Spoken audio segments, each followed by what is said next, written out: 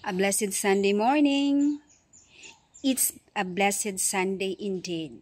Cause sayo sa buntag, gitagaan ko og tanom sa isa sa amo ang couple friends. Og tanawa kung unsa siya kagwapa. Though naa siya'y flaws, pero I hope it will be fine. Look how it's beautiful. Look at that. Unsay tawag ani nga tanom? Mo ba ni gitawag nilang tobacco or cardboard plant? I'm not sure. But I'm sad to see this. Nag-uul gyud ko pagkakita na ako nga. Naingon ani siya. I think pag carry nila sa sakyanan, wala na ang tingan.